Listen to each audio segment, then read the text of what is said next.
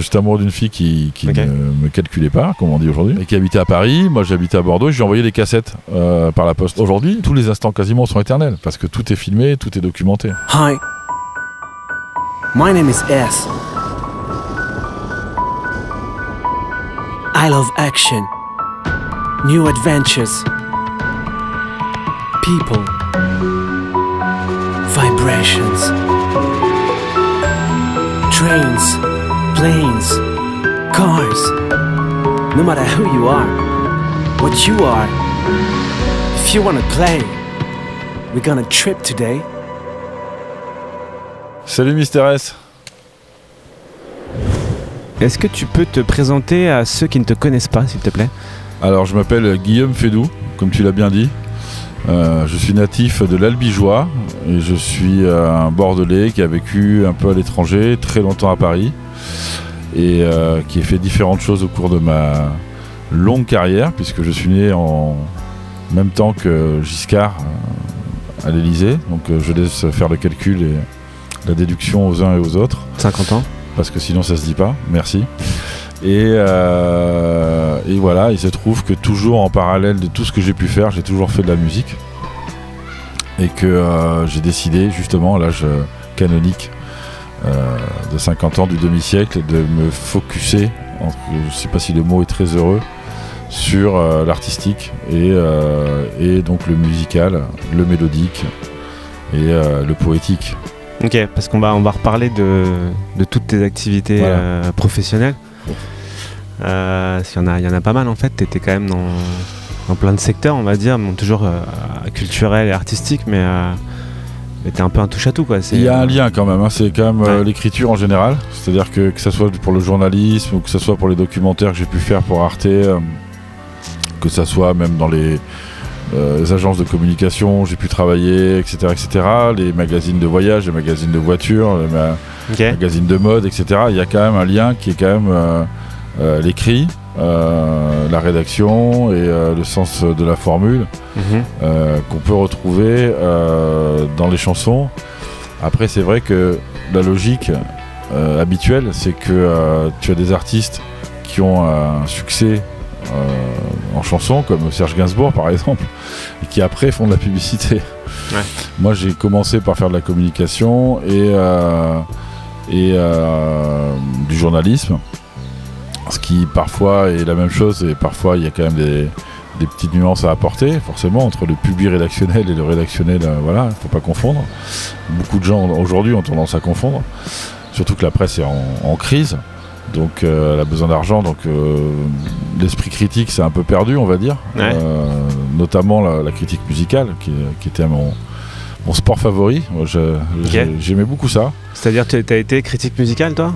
Ouais, j'ai critiqué dans DJ Mix, dans des tas de magazines, dans des tas de Technicart, etc. Enfin voilà, des chroniqués. T'étais un critique gentil ou J'étais gentil, mais j'étais sincère. Parce qu'en plus, comme j'avais été attaché de presse, j'avais été un peu muselé quand j'étais stagiaire chez Virgin, attaché de presse. Donc je me suis un peu lâché au départ sur les sites où j'écrivais. Je ne peux pas te dire les noms des sites parce que 99 Octane, etc. c'est des trucs qui n'existent plus, mais je me suis fait un peu la main là-dessus. Et j'aimais bien détruire un disque. Du coup, dans mon esprit, évidemment, parce que je détruisais rien, mais en 3 lignes, quoi. J'aimais bien trouver la formule qui faisait mal quand j'aimais pas un truc. D'accord, ok. En fait, ça m'est venu des Doors, parce que je détestais les Doors quand j'étais ado. Et il y avait le film qui était sorti, et je me souviens d'un article qui déboîtait le film, mais en 2 lignes, quoi, en expliquant que les poètes maudits, le rock, c'était pas fait pour aller ensemble, ou enfin un truc comme ça, un truc un peu con, mais savoureux. Je me suis dit tiens, c'est bien cette méchanceté, comme ça ça marche bien. Alors je suis pas du tout comme ça dans la vie, mais voilà, mais effectivement on peut se demander quelle passerelle existe entre le métier de critique, l'activité et l'activité de création. Mais tu vois par exemple la nouvelle vague en cinéma, Godard, Rivette, Chabrol, etc., Truffaut, c'était tous des anciens critiques. Apollinaire, c'était un critique d'art au départ.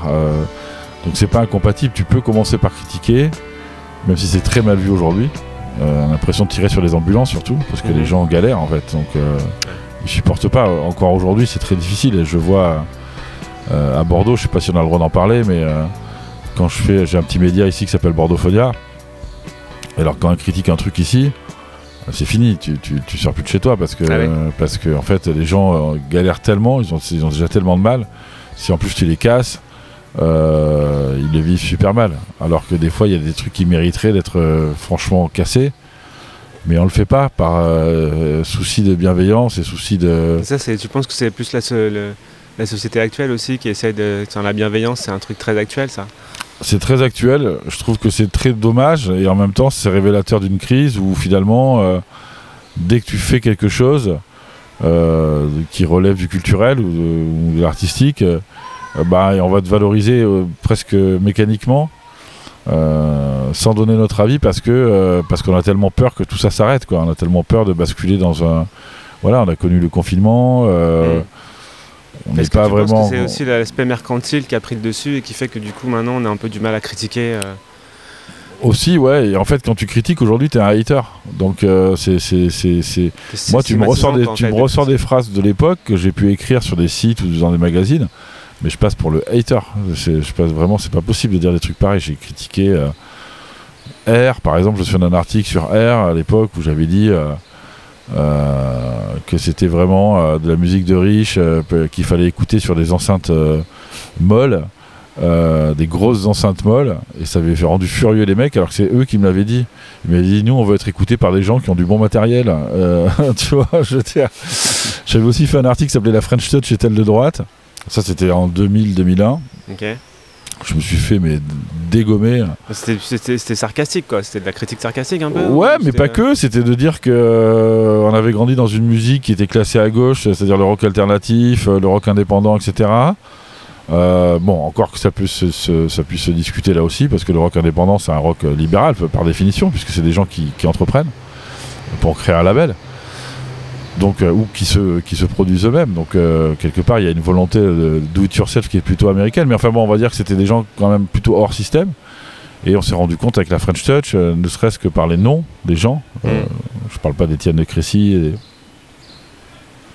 d'une sorte de noblesse comme ça, il y en a plein, on s'est rendu compte que c'était des gens qui étaient plutôt du bon côté de la barrière. Ouais. Voilà, ça voulait pas dire que eux étaient spécifiquement foncièrement de droite, mais oui, c'était un peu provocateur, mais c'était juste pour créer du débat, quoi. Parce que moi, le côté on fait la fête, on réfléchit pas.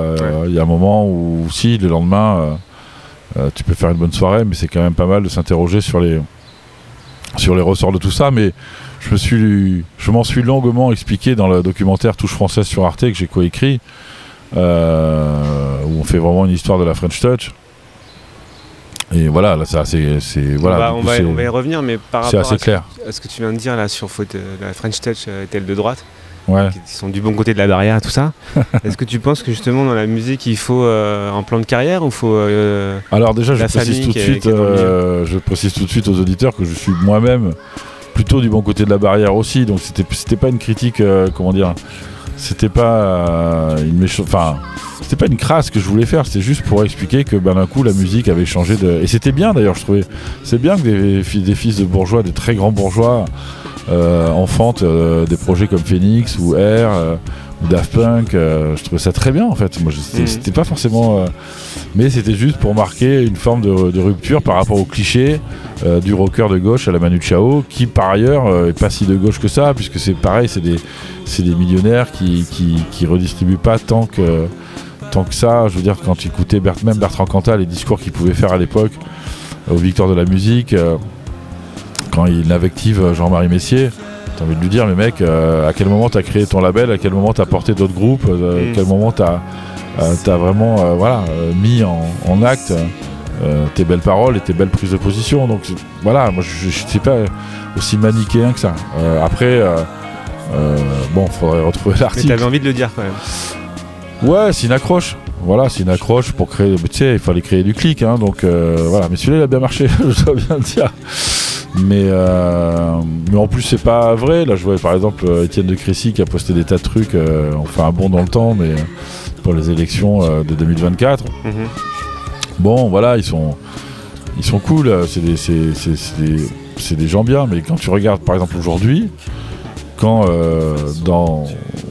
mes autres activités, je suis enseignant dans des écoles, prof de French Touch, si j'ose dire. Okay. Mais quand tu racontes la French Touch à des gosses, ils te disent tous mais où sont les filles par exemple, tu vois, donc ils trouvent que c'est pas inclusif, ils trouvent que c'est pas d'aujourd'hui, que c'est pas... C'était très élitiste en fait. Bah ouais, tu regardes la French Touch, c'est des quinquas, je parle pas des disparus, hein, de Zdar, Mehdi, etc. Mais toute la bande c'est quand même des mecs quinquas, plutôt de bonne famille, qui s'étaient pris des noms américains dans les années 90, avant Internet, c'est-à-dire qu'on pouvait pas vérifier sur Google Images que c'était eux ou pas eux. Donc t'entendais Boombass, personne pensait que Boombass s'appelait Hubert Blanc-Francard, qui venait d'une énorme famille qui a quand même fondé Europe 1, enfin Dominique Blanc-Francard, Patrice Blanc-Francard, c'est des gens très connus dans le métier, et Hubert, donc Boombass, qui a énormément de talent par ailleurs, enfin ça n'en avait rien. Forcément, on s'est dit, mais en fait, c'est une arnaque cette histoire. Et tu vois, même à Nova, on voyait David Brun-Lambert, des gens comme ça, qui vont adorer l'interview. Je dis, non, mais c'est pas. En plus, je les aime bien tous. Je trouve que c'est bien de faire des choses quand tu as la possibilité de le faire. Jean-François Bizot, qui a créé Nova, c'est quelqu'un qui avait, pareil, une énorme famille. Léo Scarax, il a fait du cinéma indépendant, ça vient de la famille du Pont de Nemours. Ça me gêne pas. C'est juste à un moment donné, on a le droit de le dire. Ouais. Et on a le droit de sortir aussi du cliché. Et toi, ça t'a posé des problèmes de le dire justement, de prendre cette... Non, on a reçu des messages, voilà. Comme quand j'étais un rabat-joie. Parce qu'à l'époque, en 2000-2001, tout le monde s'éclatait. Ouais. Et que la fête, comme en plus la French Touch et la House, c'est une musique plutôt instrumentale. T'as pas vraiment de texte, donc t'as pas de chansons engagées trop, vraiment. Voilà, j'étais un peu le hors-la-joie, comme on disait. Mais c'était délibéré et c'était pas grave. Le truc, c'est que quand tu te mets à faire tes chansons à toi derrière, en l'occurrence Garçon Moderne, qui était un peu une réponse à tout ce merdier de l'époque, donc de la fin de siècle, des débuts de 21e. C'est sorti en 2003, mais en fait j'ai commencé à le faire, à l'enregistrer en 2002. 2001-2002, le temps que ça sorte au Village Vert, c'était 2003. Bon, c'était toujours les délais. Du coup, ça t'a... Bah, forcément, les gens t'attendent au tournant. Ils ont dit t'as cassé tout le monde, tu vois. Donc on va pas te faire un cadeau et dire voilà. Et en plus, j'en remets une couche sur R dans un couplet de Garçon Moderne. Mais le fait justement de passer de critique, journaliste à d'un coup chanteur, musicien, est-ce que tu crois qu'en France c'est permis? Alors je te disais, par rapport à la nouvelle vague, c'était vraiment un groupe de critiques des Cahiers du cinéma qui a pris les caméras et qui passe à la nouvelle vague. Apollinaire, pareil, c'est pas courant. C'est-à-dire que c'est pas quelque chose qu'on aime bien. On considère que, alors je parle pour le cinéma, mais Luc Besson avait dit que un film c'était un objet gentil, il fallait pas lui faire du mal. Quoi qu'ils disent, quoi qu'il y ait dans le film, même si c'était Tueur-né d'Oliver Stone, il fallait dire que c'était bien, parce que c'était un film, donc les gens avaient travaillé pour le faire, etc. On n'a pas le droit de critiquer. Et puis il y a cette idée en France, effectivement, que chacun doit rester un peu à sa place, quoi. C'est un pays très bourgeois, donc c'est comme si tu vas à table, et on te dit mais toi ta place elle est là, t'as ton couteau, ta fourchette, tu peux prendre la parole, mais tu te tiens à la place qu'on t'a donné, c'est placé. C'est un dîner placé, la France, voilà. Donc on n'aime pas trop que tu changes de place, que tu changes de... Ouais, non, moi j'ai pas mal bougé. Après voilà, c'est à la fois par nécessité, et à la fois par... comment dire, enfin là, la musique, pour aller sur le sujet, au départ, c'était vraiment très personnel. Moi, je voulais pas en faire publicité, je voulais pas en faire encore moins un métier. Et j'avais même des discussions, même des engueulades avec... Tu voulais faire quoi en fait, toi, quand tu étais petit, par exemple? T'avais une idée déjà d'apparaître? Tu voulais déjà être auteur ou c'était pas du tout? Je savais que je voulais écrire des choses. Je savais que j'avais fait des fanzines au lycée, etc. Je savais que je voulais ouvrir ma gueule, en fait, donner mon avis, ça c'est sûr. Moi, mes parents étaient 68 arts de province, de Toulouse, tu vois, mais... il y avait cette idée que les enfants avaient le droit de s'exprimer à table, donc on revient toujours à cette histoire de table, le mec a faim, tu sais, les midis. Mais c'est vrai que... tu avais besoin de t'exprimer, en fait. Oui, par n'importe quel moyen. Alors après, sur la musique, comme je te disais, pour moi c'était quelque chose de très personnel, de très intime la musique. Mais toi t'arrives dans la musique plus comme un auteur ou comme un musicien? Non, mais moi j'arrive pas dans la musique en vrai comme ça, c'est-à-dire que je fais des chansons, voilà, pour une fille, voilà, tout simplement, c'est aussi con que ça. Ça part de là? Ah ouais, ça part complètement de là, à 100%, je faisais des cassettes. Du musicien qui fait de la musique pour draguer quoi. Alors c'était pas pour draguer, c'était... pour une fille en particulier? C'était totalement désespéré, c'est-à-dire que j'étais amoureux d'une fille qui ne me calculait pas, comme on dit aujourd'hui. Et qui habitait à Paris, moi j'habitais à Bordeaux, et je lui ai envoyé des cassettes par la poste. Des cassettes auto-reverse forcément. Et sur lesquelles j'enregistrais des tas de choses différentes. Il y avait des émissions de radio, il y avait des morceaux, mais c'était des brouillons, des brouillons de la pop quoi. C'était vraiment des départs de chansons. Je lui disais voilà, Caroline, je vais te chanter ça, machin. Et elle m'a envoyé des cassettes aussi. Ok. C'était un échange de cassettes quoi. Où elle chantait, elle jouait du piano, du Chopin, le Nocturne numéro 2, des choses comme ça. C'était assez romantique, mais en même temps elle arrivait quand même à garder la distance parce que je pense qu'elle n'était pas aussi amoureuse que toi. Ouais voilà, c'était très Cyrano quoi, c'était très tu vois ce romantisme perdu d'avance quoi, mais c'est pas grave, j'avais 17 ans, j'y croyais, j'étais dans un truc à la jeune Werther de Goethe quoi, tu vois, j'étais vraiment dans le héros romantique absolu quoi, mais t'en as fait quelque chose de ces chansons ou héros synthétique? Bah oui, ces chansons c'est les embryons des chansons qui ont suivi que t'as sorti ensuite. Alors bon, des fois je les réécoute parce que j'ai des lecteurs de cassettes et j'ai réécoute les trucs de l'époque. Bon, c'est un peu fragile en fait. Faut être poli, c'est quand même. Ouais, c'est le début. C'est quand même voilà. Mais bon. D'accord. Donc tu arrives dans la musique en fait en tant que one to one. C'est-à-dire que je fais des chansons pour une personne. Voilà, je fais des chansons pour une personne. Et que elle et je sais pas jouer. Musical, du coup, ça part comment c'est sur quel style musical au départ? Bah style pop, mais avec 3 accords parce que vraiment je savais rien faire. J'ai juste eu un déclic quand on m'a montré que en fait si tu séparais sur un clavier de 2 doigts, donc tu laissais une touche entre tes 2 doigts, tu faisais ça avec 3 doigts et paf, t'avais un accord. Et on m'a montré comment faire l'edit B avec 3 doigts. J'ai dit mais c'est génial, et du coup j'ai fait plein de trucs avec 3 doigts. Ça m'a libéré quoi, ça a été un déclic et j'ai fait plein de trucs donc mais ça a été long l'apprentissage musical. Je le fais entièrement par moi-même avec mon petit synthé qu'on m'avait offert à Noël, un petit synthé Yamaha. Je cite la marque parce que c'est ma vie en fait, c'est voilà, PSS 570. Beck s'en est servi dans ses record sessions qu'il avait fait avec à Los Angeles quand il faisait des reprises d'Inexcess, etc. C'est génial d'ailleurs, super projet de Beck, et j'ai vu, ils ont le même synthé et j'étais très très fier. Il y avait Devendra Benhart aussi qui en jouait. Bon bref, c'est un petit bijou de synthé qui fait tout en fait, qui fait batterie, basse, et tu peux changer en cours de route. Il est même pas MIDI, tu vois, il est vraiment audio, RCA, enfin c'est vraiment un synthé, c'est un jouet quoi. Mais qui a quand même un petit son, donc voilà, donc j'étais un héros comme je te dis synthétique. Et donc tu écris toujours tes chansons à partir de là ou pas? Ouais, tout le temps. Ah, ça t'a pas lâché? Tout le temps, non, le synthé j'ai pas lâché, j'en ai même racheté un comme dans Rebecca Hitchcock, j'ai pris le double de ma dulcinée, voilà, électronique, et donc j'ai 2 Yamaha, il faut pas le dire, c'est un secret d'usine, mais bon on est là pour ça, hein, voilà, pour ceux qui auront écouté le podcast jusque là, ils auront un scoop énorme. Donc j'en ai 2, j'ai 2 fois le même, parce qu'il y en a un que je prends en concert et un que je laisse chez moi. D'accord. Et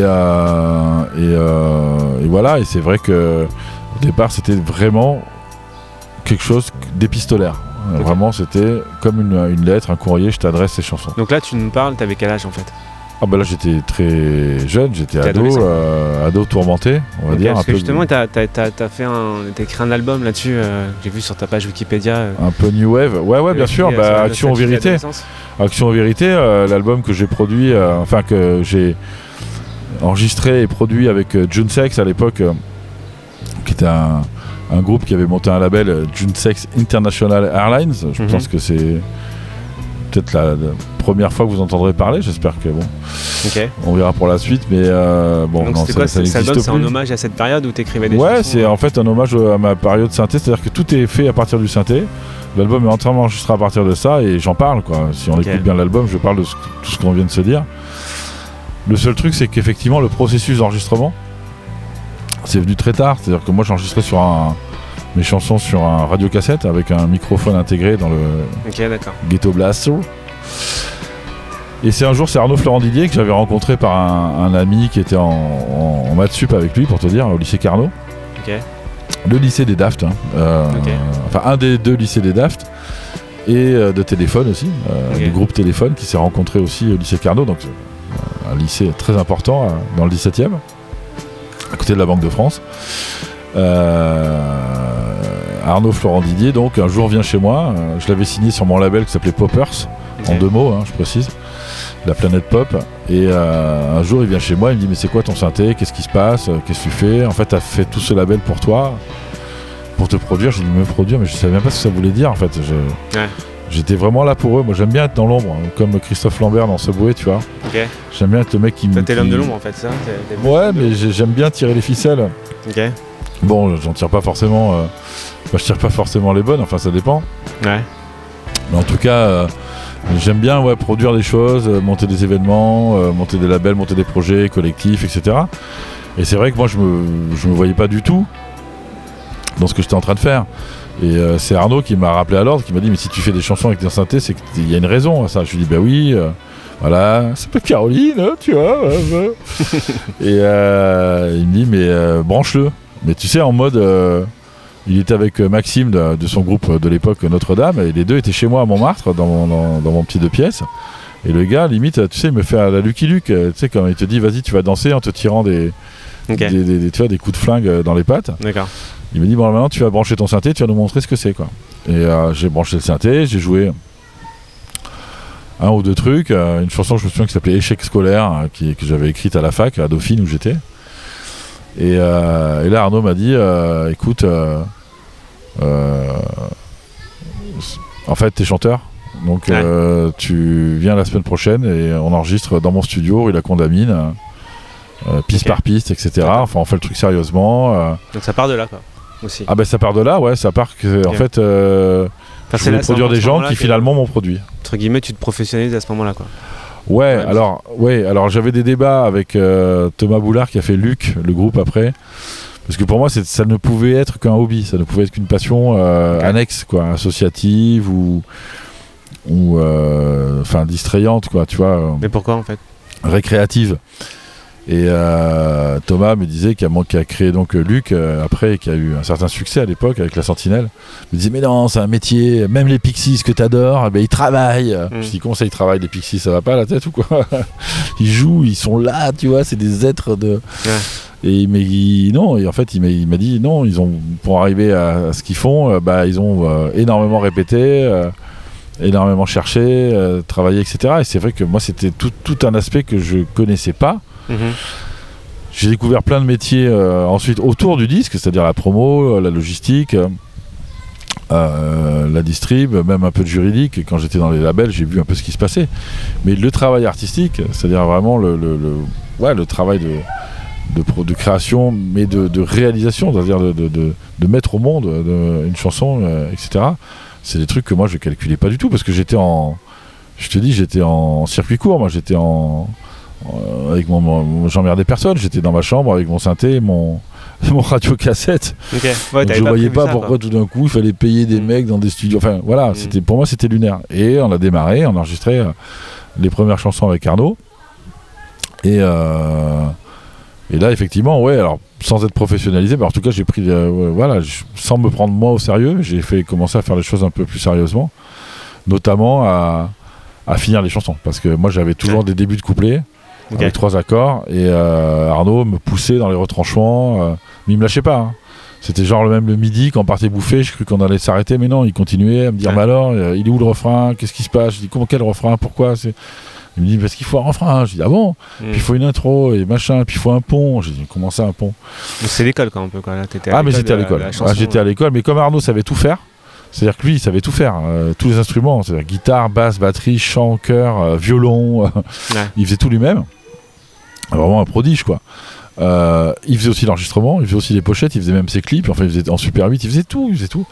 Donc si tu veux, c'était la masterclass, quoi. C'était vraiment c'était un avant-gardiste un peu de ce qu'on a aujourd'hui, des artistes entrepreneurs qui font tout eux-mêmes. Ouais. D'ailleurs, on attend son nouvel album parce que ça fait quand même maintenant un petit moment qu'il a rien fait. Donc si je peux lui faire passer le message, je sais qu'il est beaucoup à Venise en ce moment. Arnaud, si tu nous écoutes, reviens-nous, quoi. Parce que vraiment, c'est quelqu'un qui a une touche. Parce que je dis ça à dessein parce que en pleine French Touch, justement, lui, il avait créé avec sa sœur. Valérie, il avait écrit French Touch, une boutique, et Émilie aussi.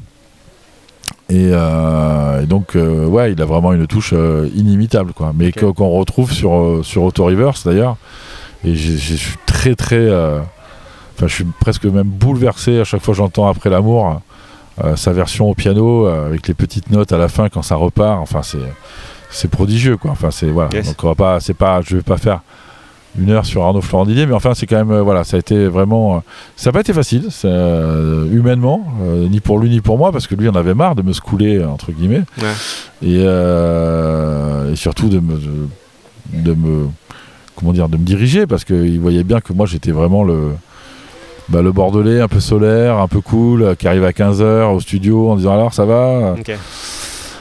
Donc ça l'énervait, mais comme il sentait qu'il y avait quand même un truc authentique au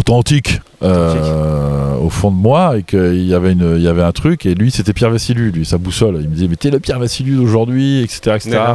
Donc il me lâchait pas, et ça a produit des résultats. Ça a produit une première vraie maquette qui s'appelait Chanteur depuis 1974, avec justement Après l'amour, Mon corps est un idiot, Garçon moderne, Le cri de la liberté.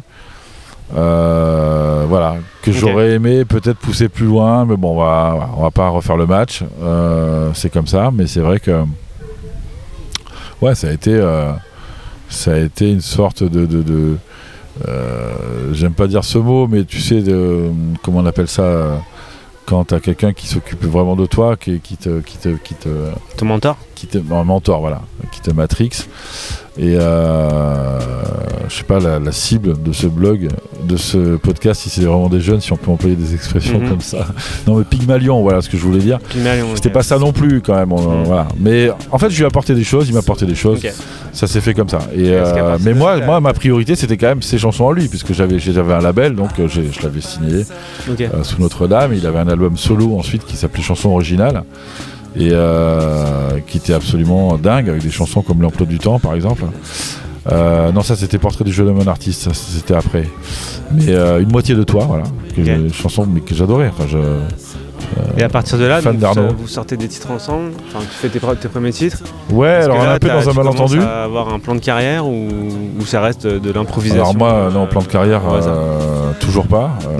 Toujours pas à 50 ans, mais c'est vrai que lui plus.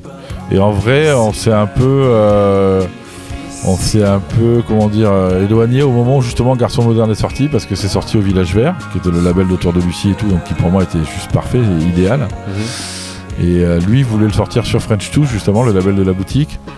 Donc il comprenait pas pourquoi on gardait pas le contrôle jusqu'au bout, en fait, de cette production qui s'était donné tant de mal à faire, c'est vrai.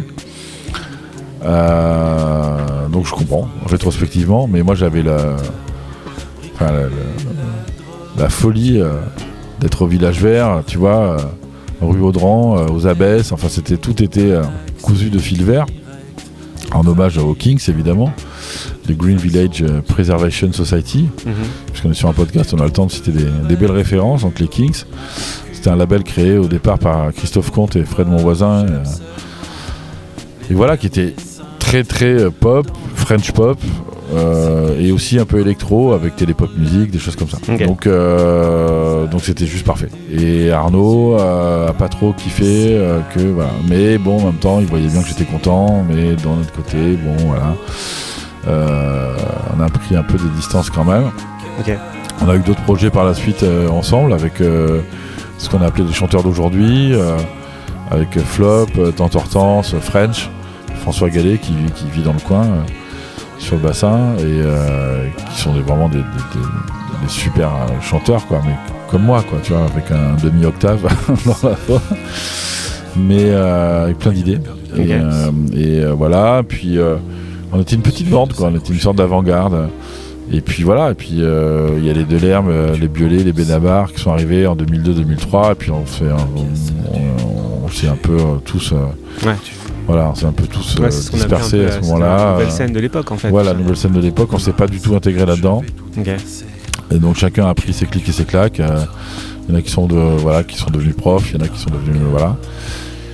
Et moi j'étais donc journaliste et je m'amusais beaucoup, je voyageais, je rencontrais plein de gens. Donc c'est à ce moment-là que tu as plus switché sur le journalisme, c'est ça? Ouais. Okay. Journalisme, comment on pourrait appeler ça, c'était pas franchement de journalisme d'investigation. C'est-à-dire, tu as été rédacteur en chef? C'est-à-dire, je partais en voyage, quoi. Je me faisais inviter partout, dans le monde entier. C'était pas journaliste de guerre, quoi. Non, j'étais pas journaliste. Voilà, c'est ça. J'ai parti en Australie, dans des hôtels, en Inde, dans des palaces. Enfin voilà. Donc c'était super cool. Non, il y a juste un moment où effectivement. Puis bon, voilà, je vais pas parler de politique parce que c'était voilà, mais j'ai eu une grosse période aussi 2006-2007 avec Ségolène. Bon, j'avais un peu bossé pour elle aussi. Bon, bref. Ok. Parlons pas de ça parce que présenté aux élections présidentielles, c'est ça, en 2007? Ouais. Ok. Via Philippe Chatiliez, qui était son conseiller de l'époque. Tu faisais quoi pour elle, en fait? T'écrivais des discours? Ouais, je lisais des bouquins, je faisais des notes de lecture, je faisais des projets d'articles qui sortaient pas, je la voyais en réunion. D'accord, t'étais une sorte de consultant de l'ombre, c'est ça? J'étais un consultant, mais pas très consulté. Hein. Disons que j'aimais bien être dans l'aéropage autour d'elle. Ça s'est surtout concrétisé par la suite, après, en 2008, donc une fois qu'elle avait perdu. D'accord. Voilà, et donc en 2008, il y a eu les élections donc pour le Parti Socialiste qu'elle a perdu. Et après, elle m'a rappelé personnellement pour sa fabuleuse campagne des primaires de 2011 où elle a fini en pleurs à 7%. Ouais, d'accord. Toujours au bon moment, moi, dans les bonnes équipes. Okay, non, mais bon, bref, tout ça pour dire j'ai fait plein de choses différentes. Hein? T'as le sens du timing ou pas, alors, du coup? Alors, voilà, ça, c'est une bonne question. T'es un malchanceux, tu te définirais comme ça? Alors, c'est une très très bonne... Alors ça, c'est vraiment un truc qui me travaille, c'est le sens du timing. Ouais. Quand tu lis la légende dorée de Jacques de Voragine qui raconte un peu la légende des saints et toute la mythologie autour, enfin plus que la mythologie, mais évidemment la magie éblouissante autour du Christ, etc. Tu t'aperçois qu'en fait, le Christ, ce qui a marché pour lui en termes de marketing, c'est justement son sens du moment, du kairos. Du timing, okay. C'est-à-dire, ou du hic et du nunc, tu vois, de l'ici, du maintenant. Effectivement, tu vois, les histoires, même dans l'Ancien Testament, le déluge, le truc, ça arrive toujours à des moments, tu vois, cruciaux, les famines, les trucs. Et si tu arrives à être bien dans le tempo de ton époque et à bien tirer profit de l'actu en disant regardez, il y a eu un déluge, mais c'est normal parce que, enfin, non, je déconne, je schématise à mort, mais tu vois, arriver vraiment à être dans le zeitgeist, l'esprit du moment. C'est fabuleux. Et moi je dois dire que j'ai toujours eu un décalage.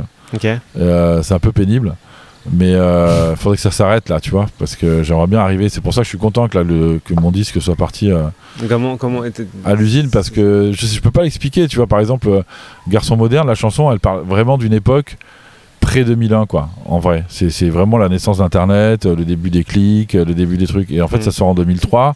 Il y a déjà eu le 11 septembre, il y a la guerre en Afghanistan, il y a Sarkozy qui est à l'intérieur. Les gens sont en dépression totale, il y a Raffarin. Enfin, tu vois, on est déjà dans un autre truc. Et qu'est-ce qui fait que tu as mis autant de temps à la sortir, du coup? Non, mais c'est le temps de... Voilà, c'est le temps... En fait. Non, c'est pas moi qui prends mon temps. Moi, j'aurais voulu que ça sorte tout de suite. Ouais. Moi, je pensais que quand j'ai signé pour Le Garçon moderne, j'ai pensé que ça allait sortir la semaine d'après. D'accord. Mais il y a des contraintes de distribution, de ceci, de cela. Ah, il faut faire la pochette. Ah, il faut refaire le master. Ah, machin. Et boum, boum, boum. Tu prends des mois dans la gueule et puis on t'annonce que ça sort, je sais pas quoi, moi. Ouais, et là, le timing est pas bon, quoi. Voilà, pareil pour le bouquin, tu vois, j'étais le 11 septembre, j'en parle beaucoup du 11 septembre parce que j'étais à New York là-bas avec ma mère. T'étais le 11 septembre à New York? J'étais à Manhattan, ouais. Okay. Et j'étais pas très loin, j'étais dans l'East Village. Et bon, bref, il y a toute une histoire là-dessus. Et j'ai écrit un bouquin, mais il est sorti en 2014, le bouquin, tu vois. Oui. C'est pas grave, mais en 2014, ça intéressait personne. Bon, je suis content que le bouquin soit sorti. Ça s'appelle Mon numéro dans le désordre. C'est un roman qui ça parle de quoi? Qui est chouette. Ça parle de mon voyage. En fait, c'est comme un récit de voyage. Okay. Avec ma maman. à New York le 11 septembre. Donc, enfin, pas le 11 septembre, on est parti le 8 septembre et on est rentré le 20. Là, tu avais un gros sens du timing là, quand même, sur ce coup-là. Alors là, pour le coup, ouais, on peut dire que j'étais au bon endroit, right man in the right place. Mais le truc, c'est que. Alors, il y avait un magazine qui s'appelait DJ Mix à l'époque. Ouais. Et Guido, qui fait maintenant Acid Arabe d'ailleurs, qui était rédac chef, m'avait dit mais tu vas nous faire un papier pour nous raconter le 11 septembre dans DJ Mix. Ouais. Je dit ben ok, c'était pas spécialement musical comme aventure, mais bon, comme il y avait des concerts annulés, il y avait Mathieu Herbert et Danny Siliciano qui devaient faire un concert le mardi soir. Il y avait les Strokes aussi, c'était vraiment le départ des Strokes qui devaient faire un live à la Knitting Factory, enfin bon, les concerts annulés, voilà, j'ai parlé un peu de ça, j'ai parlé un peu de... Personne comprenait que je voulais encore aller au concert moi, le mardi soir du 11 septembre. D'accord. Mais bon, j'étais un peu exalté, on va dire, à l'époque. Et voilà, donc oui, j'ai fait un roman, mais oui, alors ça, sens du timing, parce que je vis le truc, mais après, le temps que j'ai mis à le raconter, à faire publier l'histoire, c'est hors DJ Mix, que je salue quand même au passage parce que c'était un super magazine finalement. Et je pense pas qu'on puisse retrouver grand chose en ligne, mais en tout cas c'était bien d'avoir un truc sur l'instant même, quoi. Et c'est vrai que voilà, il y a un temps d'incubation assez long, mais moi j'ai besoin de coups de pied au cul, je suis léthargique en fait aussi, c'est ça, c'est que par exemple tu vois la musique, j'ai mis aussi beaucoup de temps comme tu vois à produire ou à faire de la musique. Toujours aussi nostalgique ou ça t'est passé un peu? En fait, ouais. Mais déjà adolescent, j'étais nostalgique de l'enfance. Donc en fait, j'ai toujours trimballé une nostalgie en fait incurable en moi. T'es un nostalgique né quoi. Bah, en CM2, j'étais nostalgique du CM1. En 6ème, j'étais nostalgique de l'école primaire. Au lycée, j'étais nostalgique du collège. Mais comment t'expliques ça? Je sais pas. C'est inexplicable. Je sais pas, je suis né nostalgique, je suis né avec un rétro dans le cœur. Ouais. Ça veut pas dire que je suis enfermé dans le passé et que je veux pas en sortir. C'est simplement que j'ai une enfance assez chouette et que j'essaie de la trimballer le plus longtemps possible. Tu sais, c'est Cervantes qui avait cette phrase dans Don Quichotte qui disait garde dans ta main la main de l'enfant que tu as été. Qui est tout le temps cité par notre ami Jean-Charles de Castelbajac qui est à tout bout de champ, parce que j'ai pas lu Don Quichotte en entier, donc je cite mes sources. Donc ouais, la nostalgie c'est dans ton ADN quoi. Ouais, c'est ça, c'est un tempérament, tu sais, c'est comme le Saudade au Portugal, le Zenzort autrichien, c'est cette espèce de tempérament un peu, mais c'est bon, c'est un luxe hein. Enfin en 2024, tu vois bien que la nostalgie, c'est clairement une denrée ultra privilégiée, quoi. Enfin, c'est quelque chose, tu vois, c'est... Pourquoi ? Parce que les gens sont prisonniers de leur présent aujourd'hui. Ils sont prisonniers, ils sont dans l'urgence de finir le mois, etc. Ils sont pas en train de se dire, ah putain, c'était bien les 88, 80...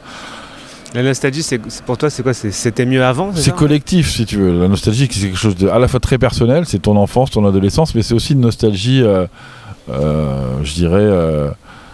d'époque collective, générationnelle, tu vois. Okay. C'est pas que moi qui suis nostalgique. Et d'ailleurs, tu vois Instagram, tu vois tout ça, tu vois Facebook qui s'est quand même construit sur ça, sur les souvenirs d'enfance. Facebook, c'était un copain d'avant plus stylé, quoi, tu vois, entre guillemets. Mais c'était d'ailleurs Facebook. Étymologiquement, c'est le bouquin c'est le bouquin des écoles privées, tu sais, avec les photos. C'était ça le Facebook dans les écoles. Donc on a vraiment joué sur cette carte-là avec les réseaux sociaux. Et c'était le moteur, c'était le carburant. En fait, le passé, c'est le carburant d'un présent technologique digital qui serait complètement vide sans tous ces souvenirs, sans toutes ces références, sans toutes ces expériences, que ce soit la Coupe du Monde de 98 qu'on revit. Ouais. Tu revois tout le temps les actions de Zidane, tu revois tout le temps ces trucs-là. Et bon, je suis pas être enfin, je me sens pas être le seul dans ce cas-là. Ouais. Après, moi, c'est vrai que j'ai j'ai un peu une compétence là-dessus, c'est-à-dire que j'y réfléchis beaucoup. La nostalgie, c'est vraiment un sujet que je commence à bien connaître. Ouais. Que t'enseignes alors du coup aussi, non ? Ouais, je donne des cours de rétro marketing et de rétro culture. À Cage ? À Cage et dans d'autres écoles aussi. Et même à l'université Bordeaux-Montaigne. Bon, c'est pas arrivé, mais beaucoup, mais c'est arrivé. Des cours de rétro. C'est rétro-culture, rétro-marketing, rétro-mania. Tu parles du marketing de quel je parle de la sociologie, comment on utilise la sociologie et les référents culturels communs pour, je dirais, rafraîchir l'image d'une marque ou d'un homme politique. Et c'est quoi? C'est quelque chose que toi tu as créé ça ou ça existe déjà et par ailleurs dans d'autres endroits? Alors écoute, je pensais vraiment l'avoir créé parce qu'il n'y a pas grand chose sur le sujet. Je connais tout sur le sujet. Retromania de Simon Reynolds, bien sûr, qui est très bien, mais qui parle que de musique. Rétro Cool, il y a plein de choses, quoi, mais qui sont vraiment, très très compartimentées, qui englobent pas, si tu veux, tout le sujet, qui sont vraiment sur des niches, quoi. L'un sur la musique, l'autre c'est la mode. Sur Rétro Cool, c'est un bouquin sur la mode, comment la mode récupère par la citation, par le jeu de la citation. Tu vois, que par exemple quand Jean-Paul Gaultier fait un défilé sur les années folles, en fait il revisite sa propre collection des années 80. Donc en fait ça fait une espèce de double nostalgie, tu vois, une nostalgie gigogne où tu as la nostalgie des années 80 de sa collection qui elle-même était une citation des années 20, des années folles. Donc en fait c'est des nostalgies en accordéon. La nostalgie aujourd'hui, t'as l'impression que c'est Zemmour. Je crois que c'est François Hollande qui avait dit la nostalgie c'est le pire des sentiments. Parce qu'effectivement en politique ça se conjugue très mal, parce qu'on dit mais c'est quoi, c'est le retour à quoi, à la 4ème République, à la 3ème, à la monarchie absolue. Donc non, c'était pas mieux avant, comme tu disais, mais ce que je dis aux élèves, c'est que c'était pas mieux avant, mais l'avant est mieux maintenant. C'est-à-dire que on a plus accès aujourd'hui par les YouTube, etc., à tout ce passé, à tout ce patrimoine en fait, ou matrimoine culturel. Et donc finalement, revivre ce passé-là aujourd'hui, ça c'est cool. De se remettre dans l'INA, une sorte d'historien, Rambobina, c'est une sorte d'historien en fait quelque part. Ou sociologue, ou comment on peut appeler ça, médiologue, tu vois. En fait, on est tous pareils. Enfin, moi, je vois des gens aujourd'hui qui regardent les dossiers de l'écran sur YouTube parce que ça les fait halluciner de voir les débats de l'époque. Et toi, c'est quelle période en fait qui te... Mais c'est au présent tout ça. C'est ça que je veux dire. J'insiste là-dessus, c'est que tout ça se vit au présent. La nostalgie se vit au présent. Sinon, ça devient de la mélancolie. Et là, on entre dans quelque chose de beaucoup plus noir. Mélanos, le noir. Donc forcément. Voilà, et donc la nostalgie, qui est un nom de maladie, parce que algie c'est algos, le mal, la souffrance comme une lombalgie, n'est pas une maladie à mon sens. C'est une inclinaison, c'est un sentiment qui peut être joyeux, qui peut être créatif. Et moi j'essaie de rester dans cette ligne où la nostalgie reste créative. À partir du moment où ça bascule dans un truc d'irrémédiable, comme disait Jean Kelevitch, où tout d'un coup tu as perdu à jamais ce lien avec ton passé, et que t'en souffres, et que tu reviens à l'étymologie du mot, c'est-à-dire vraiment une maladie. C'est-à-dire la nostalgie au départ c'est une maladie militaire, c'est des soldats suisses qui étaient frappés de nostalgie parce qu'ils entendaient la chanson, le truc tyrolien, et ça les rendait fous, ils désertaient, ou ils se suicidaient, ou ils déprimaient. Donc ils ont appelé un médecin qui a inventé ce mot de nostalgie qui est en fait le mal de la maison, le mal du retour. Et voilà. Et c'est vrai que depuis, dans notre civilisation, depuis Ulysse, on est pétri de nostalgie, quoi. Et la Bible aussi, la Bible avec le paradis perdu. Forcément que c'était mieux avant. Sauf que la Bible, ils sont malins. Ils te disent c'était mieux avant, mais tu vas le retrouver après, si t'es sage. Donc en fait ils sont malins. Et donc c'est aussi ça le marketing. C'est le marketing. Tu vois, c'est pas forcément juste les Choco BN et les Solex et les appareils Kodak, ou les Samsung, les Sony Ericsson tu vois, ou les Nokia. C'est aussi l'Odyssée d'Ulysse qui veut rentrer chez lui. Et par nostalgie pure, et qui une fois rentré chez lui s'ennuie tellement qu'il se remet à penser à son voyage. Donc en fait il devient nostalgique une fois que sa première nostalgie est guérie et qu'il est rentré au pays, il développe une deuxième nostalgie. C'est difficile de s'en sortir en fait. Oui, en fait la nostalgie t'en sors jamais, c'est comme des tunnels, quoi. Mais Mais moi j'en sors par le présent, j'en sors par ce qu'on vit là. Je dis tout le temps, le présent est gros de son passé. C'est-à-dire que tout le passé finalement est incorporé dans ce qu'on est en train de vivre dans le moment présent. La pensée taoïste, et c'est assez amusant parce qu'ils n'ont pas du tout le même rapport au temps là-bas du tout. C'est vraiment... alors c'est peut-être plus large que le Tao, mais ce principe du cycle et ce principe du retour, comme une saison en fait finalement, permet de sortir, si tu veux, du schéma gradué avant, maintenant, pendant, après. Tu vois. Okay. Et il y a l'idée en Chine d'une répétition de cycles, mais qui avance quand même en spirale. C'est-à-dire que t'as mal des cycles, mais les cycles sont quand même sur un trend, on va dire. Okay.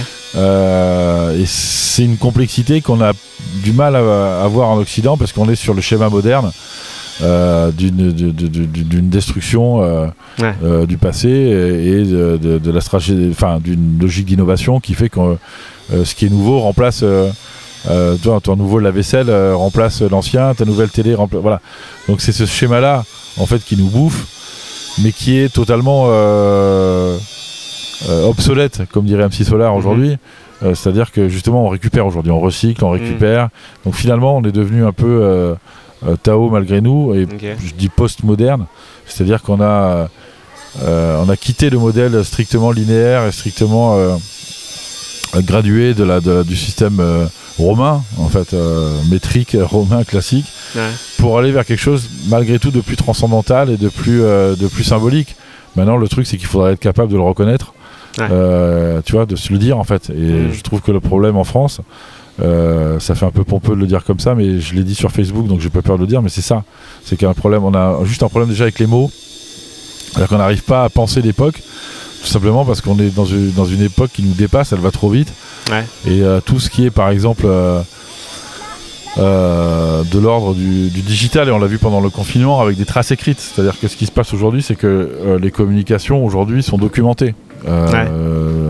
Nous on peut avoir une conversation là qu'on va avoir, bon elle est enregistrée, on va discuter dans le jardin, ça sera pas, mais je vais te renvoyer un message et tu pourras screener mon message et dire regardez Fedou m'a dit ça en 2024, tu vois, tel jour, telle heure, et ça change tout en fait, notre rapport, tu vois, notre rapport aux autres, notre façon d'être ensemble, etc. Et ça c'est ce que j'ai appelé l'intermonde. C'est une chanson qui parle de ça aussi, mais dans le couple. Chacun cherche un peu des choses différentes sur son téléphone dans le même lit, tu vois. Et ça crée forcément des dissensions, ça crée des choses. Voilà, il y a beaucoup de choses ont changé avec le smartphone, l'internet mobile, la 3G, la 4G, tout ce que tu veux. Je sais plus où on en est, 5G je crois. Et 5G, la suite va arriver, mais voilà, tout ça, ça a fait basculer. C'est copernicien, quoi. Ça a vraiment été un renversement. À tous les niveaux, quoi. Donc oui, ça rend nostalgique, mais de notre côté cette nostalgie est rendue facile et accessible par tous ces outils, donc on peut pas se plaindre. C'est comme si tu dis aujourd'hui il y a trop d'artistes sur Spotify, etc. Bah ouais, mais toi tu fais quoi? T'es content de pouvoir mettre tes morceaux en ligne sans demander l'accord de Pascal Nègre ou de Thierry Chassagne ou de Emmanuel de Burtel, tu vois.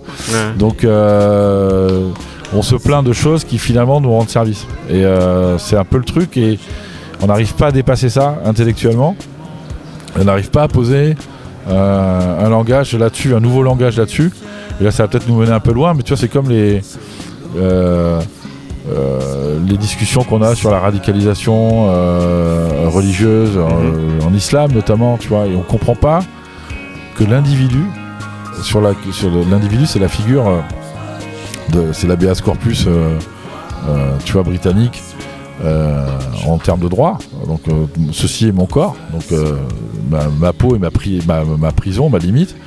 On comprend pas qu'on est sorti de l'individu aujourd'hui. C'est-à-dire qu'avec nos smartphones, avec nos extensions, on n'est plus simplement Vincent, Guillaume, Léo, etc. On est des personnes augmentées, si j'ose dire, par nos réseaux, parce qu'on est capable d'envoyer tout de suite. Et de toute façon on est géolocalisé, donc on est plus du tout comme les individus qu'on pouvait être au XXe siècle, si tu veux. Donc aujourd'hui on est des personnes, on est la personae, quoi. On est vraiment des individus avec quelque chose en plus ou en moins, enfin ça dépend comment on regarde, mais en tout cas on n'est plus simplement des corps. On est des relations, on est une somme de relations, on est une somme d'expériences, on est une somme de signes qu'on envoie, bon, à travers nos fringues aussi. Hein. Ça, c'est le fameux habitus de Thomas d'Aquin qui avait été remis au goût du jour par Pierre Bourdieu. Il parlait pas que des fringues, hein, mais quand dit l'habit fait le moine, tu vois. Mais l'habitus, c'est pas que les fringues, c'est la façon de s'exprimer, c'est ton parcours scolaire, c'est plein de choses, bien sûr. Mais c'est quand même l'image, enfin c'est quand même l'idée que c'est ce qu'on envoie à l'extérieur. Et c'est vrai que ça, on le pense pas parce que on est toujours sur un schéma moderne en vérité. Et je le vois. On peut pas me faire des ennemis aux Inrock, mais quand les Inrock font nos jeunes gens modernes au pluriel, qui mettent Zao de Sagazan toute seule en couve, avec un pluriel dans le titre, et qu'en fait ils sont bloqués sur cette idée de modernité, c'est-à-dire ouais, on aime ce qui est nouveau, ce qui est frais, ce qui est jeune, etc., inclusif, blablabla, ils se rendent même pas compte qu'en fait ils reproduisent des choses qui ont existé il y a je sais pas, il y a des dizaines d'années, même peut-être même encore avant, tu vois, c'est des choses, enfin je sais pas moi, l'androgynie, c'est pas quelque chose qui a été inventé en 2021 ou 2022, tu vois, c'était déjà Bowie avec Ziggy Stardust, mais c'était évidemment les Grecs, enfin voilà, c'est des choses qui existent depuis la nuit des temps, en fait, mais on a toujours besoin de redécouvrir l'eau froide, tu vois. Est-ce qu'on n'est pas justement trop submergé pour arriver justement à comprendre ce qu'on est devenu, tu vois? Mais si, c'est pour ça que moi j'essaie d'avoir alors encore une fois c'est du luxe aussi, mais c'est pour ça que j'essaie d'avoir un recul. Je suis désolé de me passer un peu de crème, mais j'ai une dame que je connais pas sur Facebook qui a dit ça fait du bien de lire quelqu'un qui arrive à bien penser et bien écrire, parce que ouais, je prends le temps. C'est vrai que je suis assez privilégié, j'ai des activités cool. On est à Bordeaux, c'est une ville cool. Je vais sur le bassin de temps en temps quand il me faut m'aérer. Enfin, tu vois, c'est. Tu prends le ça temps va. de réfléchir. Hein, tu prends le temps de réfléchir. Je prends le temps de réfléchir et surtout j'essaye avec les outils que mon ami et maître Michel Maffezoli nous donne, c'est-à-dire là, par exemple l'instant éternel. L'instant éternel, c'est un truc génial. C'est pas un truc de secte. Hein, c'est juste que. À partir du moment où tu vis un instant et que cet instant est gravé dans les réseaux, il est là pour l'éternité. Sauf que lui, il avait prophétisé ça en 82, en disant que, comme Warhol, le quart d'heure de célébrité de Warhol, en disant ce qu'on vit maintenant, en fonction de l'intensité qu'on y met, ça va se prolonger dans la durée. Parce que tu vas en faire un récit plus tard, parce que tu vas t'en souvenir, parce que tu vas avoir une photo, parce que tu vas... Donc ça, c'est l'instant éternel. Aujourd'hui, tous les instants quasiment sont éternels, parce que tout est filmé, tout est documenté. Je veux dire, moi, mon enfance, tu me parles de la nostalgie, ouais, je suis nostalgique de mon enfance. Mais bien sûr, mais parce que tout est dans ma tête, en fait. J'ai quelques photos, mais... Ouais. L'autre jour, on m'a sorti des photos sur un groupe WhatsApp de ma terminale, la fête du bac en 92 à Vienne, en Autriche. Je vois ma tronche à l'époque, j'étais là, mais putain, mais c'est pas possible. Et moi, je vois mon fils qui a 16 ans, toute son enfance est filmée, photographiée. Sa première petite copine à la crèche, avec son petit vélo à Romainville, en banlieue parisienne. Ben on l'a, c'est dans la boîte. Ses cours de Zumba, je sais pas trop quoi. Pareil. Toutes les archives. On a tout. Et, tu vois, tu te souviens l'émission de Jacques Martin là, le dimanche, où tu avais les parents avec le caméscope, quoi, tu vois, sauf que maintenant est-ce que ça casse un peu l'imaginaire, ça, tu penses? Bah, je pense que ça rend ça forcément, comment te dire, ça rend la nostalgie beaucoup plus légère, entre guillemets, enfin beaucoup plus futile, parce que bon, parce que la nostalgie, c'est un peu des choses que t'as oubliées, et c'est bien que, c'est le pouvoir de l'imagination un peu. Voilà, et le pouvoir de reconstituer. Ouais, voilà. C'est ça qui fait la vraie nostalgie, c'est quand tu réécris tes souvenirs. C'est pas bon, faut pas aller dans le révisionnisme, mais mais parce forcément. Que regarder des photos sur Instagram il y a 2 ans, 3 ans, est-ce qu'on peut appeler ça de la nostalgie, enfin en étant. Ben justement, c'est différent.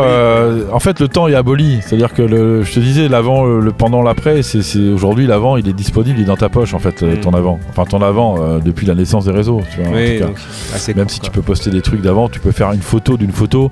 Tu peux prendre une photo papier, la prendre en photo et la mettre sur Instagram et voilà. Ouais. Donc ça y est, c'est dans le flux après, c'est parti, c'est dans le cloud, tu vois. Ouais. Jean Cloud. Donc forcément, non, la nostalgie, elle est. C'était Simone Signoret qui avait écrit un bouquin qui dit la nostalgie n'est plus ce qu'elle était. Et je pense qu'on peut dire ça, la nostalgie n'est plus du tout ce qu'elle était aujourd'hui, parce que effectivement t'as moins ce travail à faire de reconstituer, de trier comment dire tes souvenirs, tes émotions.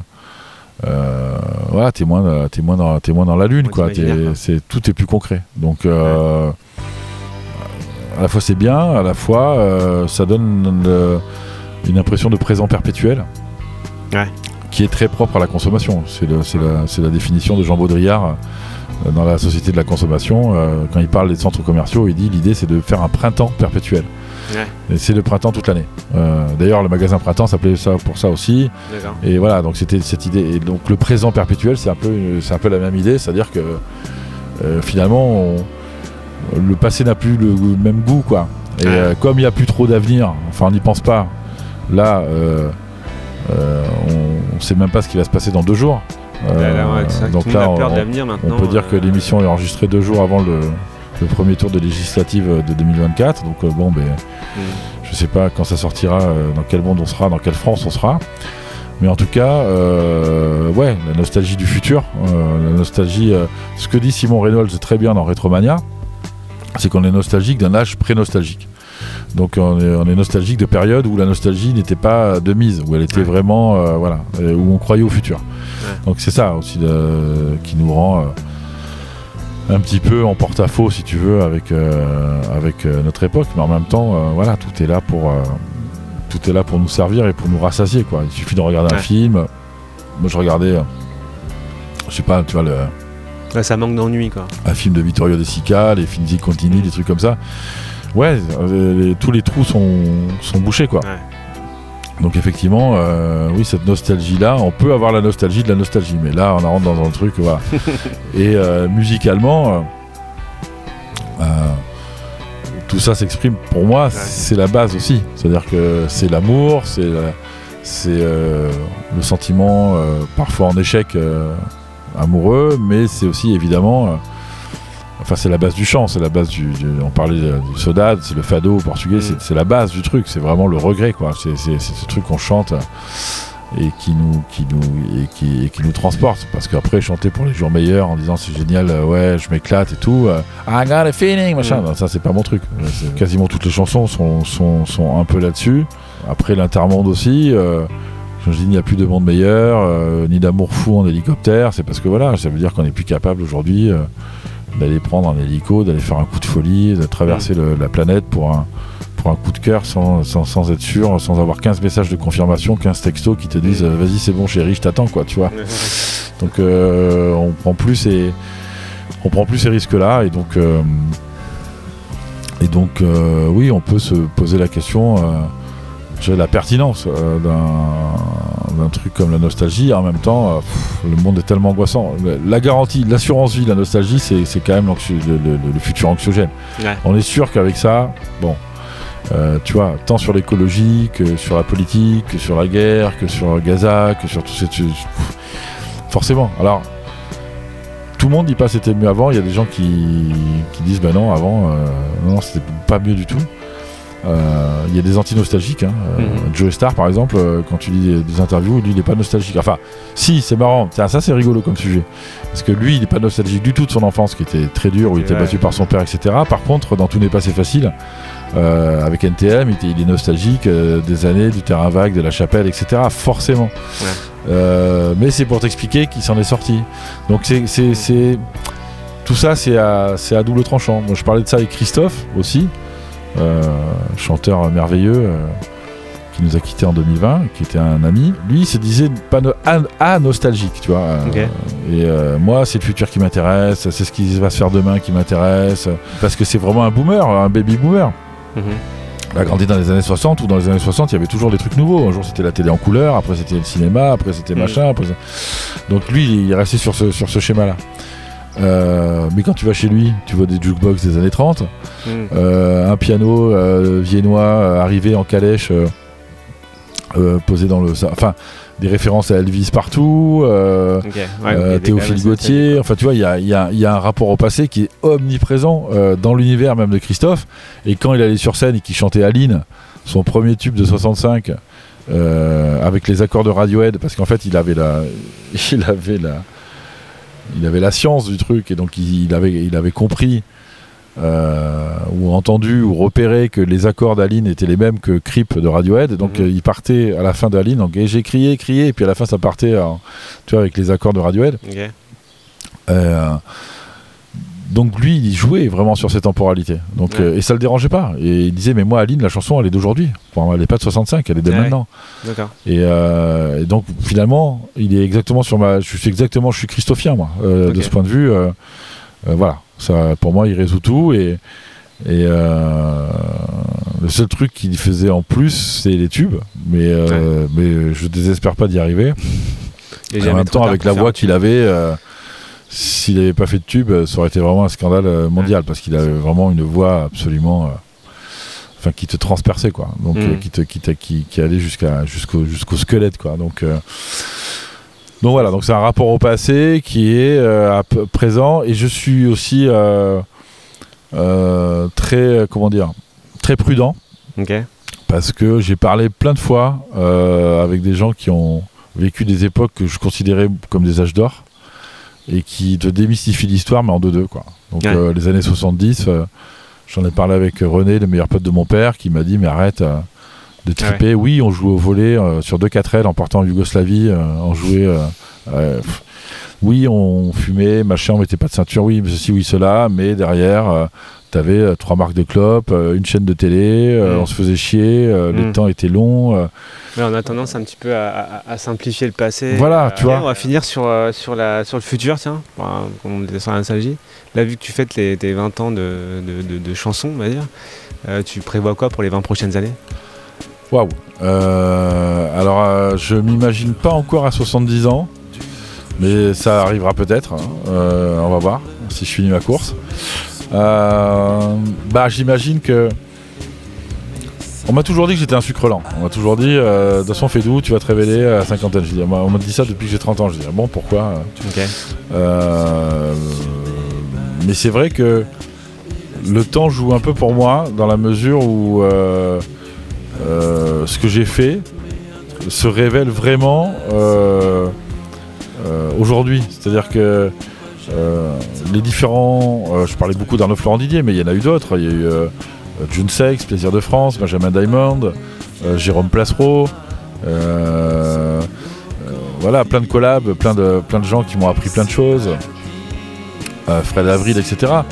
Et donc tout ça finalement, c'est comme un pinard, comme un bon vin, ça se révèle maintenant. Et je suis très content, je veux le citer parce que j'ai le droit, mais c'est Joachim de Tiger Sushi qui m'a dit mais en fait des morceaux, c'est pas que c'est tube ou pas tube, c'est pas la question, mais mis les uns à la suite des autres, finalement ils révèlent quelque chose, peut-être d'un peu romanesque, peut-être d'un peu, tu vois, l'histoire se met en marche, enfin tu commences à faire du storytelling à partir de ça, parce que justement en juxtaposant ces choses-là, et c'était mon pari depuis le départ sur le projet Auto River, c'était de réunir ces époques, ces collabs, etc. en se disant c'est cohérent, parce que la cohérence c'est moi, c'est mon truc, c'est mon...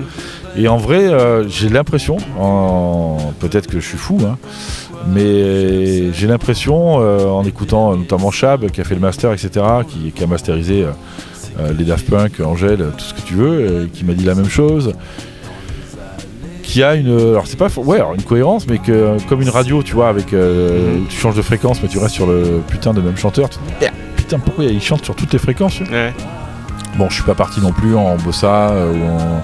j'ai pas fait du reggaeton, je suis pas parti en sucette totale sur tous les styles, mais il y a quand même des nuances d'arrangement, de trucs plus minimaux, plus orchestrés, plus pop, etc. Ça dépend, avec des chœurs, pas des chœurs, des claps et tout. Et tout ça, ça tient en fait, et ça raconte vraiment une histoire. Et vraiment, je suis d'autant plus content que j'ai mis ce morceau qui s'appelle Bientôt les vacances sur le projet, que j'ai fait avec les Housses de Raquette et les Chicros à l'époque.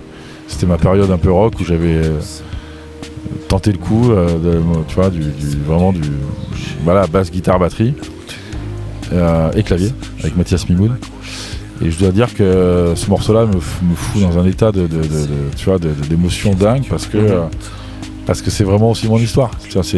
Donc vraiment c'est complet. Le projet il est vraiment là-dessus, et il y a des choix qui ont été faits, il y a des morceaux qui sont pas dessus, il y a le cri de la liberté qui est pas dessus, il y a la bagarre qui est pas dessus, il y a Open Bar que j'adore qui est pas dessus. Joli problème, il y a plein de morceaux qui sont pas dessus forcément parce que j'ai un choix que j'ai fait. Ouais. Mais les morceaux qui sont là, ils sont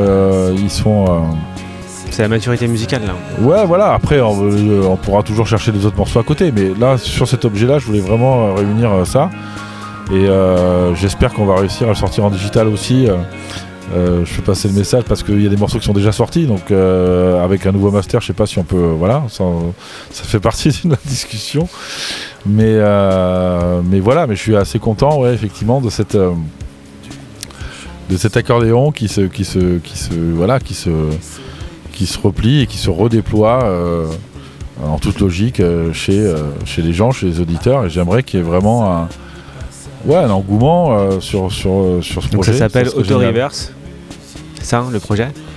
Ça s'appelle Auto-Reverse en hommage au culte de la cassette, bien sûr. Okay. Audio, hein, parce que les cassettes vidéo n'ont jamais été Auto-Reverse. Mais ouais, c'est l'idée de. C'est ça, en fait. Voilà, l'Auto-Reverse, c'est exactement tout ce qu'on vient de se dire. C'est-à-dire, c'est la nostalgie. Et la boucle, la nostalgie, et voilà. Donc, et puis pour les 20 prochaines années, continuer. C'est-à-dire que j'en ai d'autres, j'ai d'autres histoires à raconter aussi. Ça sera plutôt musical du coup Ouais, ça sera toujours musical. Ça sera aussi peut-être littéraire. Ça sera peut-être des choses aussi avec des images. Le film de ma life. Ça sera pareil en fait que les 20 dernières. Enfin, c'est la même chose. Ça sera pareil avec peut-être une différence, c'est que je serai peut-être plus identifié, peut-être plus crédible en cas de succès. Voilà. Et qu'on dira. Avec un meilleur sens du timing, quoi, tu veux dire, c'est ça? Je vais essayer de rattraper, de partir vraiment à la recherche du temps perdu, d'être un peu effectivement dans les clous parce que le temps file vite et que effectivement oui, j'en ai marre de courir après mes époques et tout ça. Donc là, Auto-Reverse, je trouve qu'on est on est dedans. Donc et à partir de là, oui, effectivement, rester dans le train le plus longtemps possible pour que je puisse délivrer l'ensemble de mon message qui au fond juste un truc simple, pop, humaniste et un peu amusant et peut-être un petit peu un peu sentimental. Mais merci Guillaume Fédoux. Avec plaisir, Mr. S.